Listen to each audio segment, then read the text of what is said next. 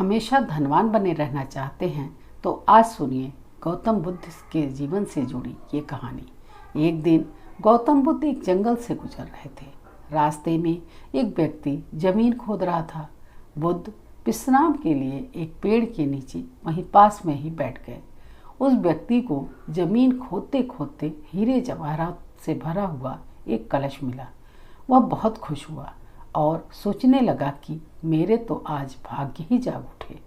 उसने कलश बुद्ध के चरणों में रखकर कहा, भगवान, आपके ही आशीर्वाद से मुझे ये अपार धन दौलत प्राप्त हुई है। मैं इसमें से कुछ रत्न आपको भी भेंट करना चाहता हूँ। बुद्ध ने कहा, तुम्हारे लिए ये धन दौलत है, किंतु मेरी दृष्टि में यह विष के समान है, क्योंकि बिना परिश्रम के मिला धन विष के समान ही होता है।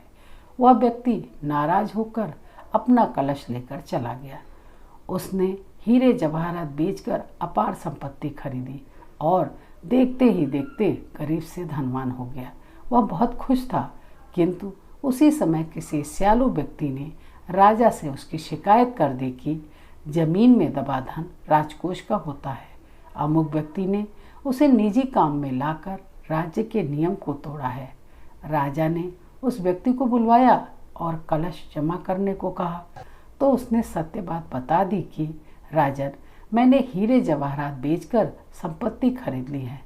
फिर राजा के आदेश से उसे पूरे परिवार सहित जेल में डाल दिया गया और उसकी संपत्ति को जब्त कर ली गई। एक दिन राजा जेल के निरीक्षण के लिए निकला तो उस व्यक्ति से भी मिला।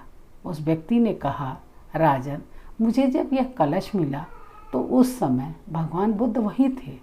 उन्होंने मुझसे कहा था कि इसमें रत्न नहीं विष भरा है। यह सुनकर मुझे वो उनकी बातें अच्छी नहीं लगी और मैंने उनका अपमान किया था। आज जेल में रहकर मुझे ये अनुभव हो रहा है कि उनकी बात बिल्कुल सत्य थी कि बिना परिश्रम किए मिला धन विष के समान होता है।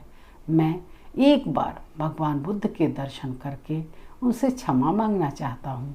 राजा ने भगवान बुद्ध को सम्मान सहित अपने राज्य में आमंत्रित किया। जेल से निकालकर उस व्यक्ति को बुद्ध के पास ले जाया गया। उसने उनके चरणों में बैठकर क्षमा मांगी तथा कहा, आपकी बात बिल्कुल सत्य थी। कलश में वास्तव में विष ही था जिसने मुझे जेल भिजवाया। बुद्ध के आदेश से राजा ने उसे जेल से रिहा कर दिया। उसने उस दिन से परिश्रम करके धन प्राप्त करने की ठान ली थी और क्षमा मांगकर चला गया।